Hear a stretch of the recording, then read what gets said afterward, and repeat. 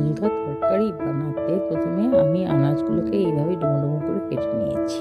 এবারে কড়ায় অল্প সাদা তেল দিচ্ছি। তেলটা গরম হলে পরে প্রথমে বেগুনগুলিকে হাই ফ্লেমে ভেজে একটা পাত্রে তুলে নিচ্ছি।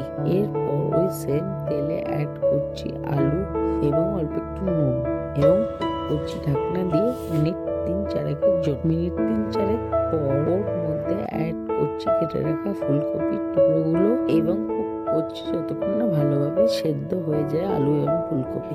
এরপর অ্যাড করছি কেটে রাখা পেঁয়াজ কলিগুলোকে হালকা ভেজে নিয়ে ওর মধ্যে অ্যাড করছি অল্প একটু তেল, তেজপাতা, কাঁচা লঙ্কা এবং পাঁচফোড়ন। এবারে সমস্তটা ফোড়নের সঙ্গে মিশিয়ে নিয়ে খুব ভালোভাবে ভেজে নিচ্ছি এবং স্বাদ মতো নুন এবং চিনি অ্যাড করছি এবং পূর্বে ভেজে রাখা বেগুনটাও অ্যাড করে দিচ্ছি। মিনিট 2 ভেজে নিয়ে নামিয়ে নিচ্ছি।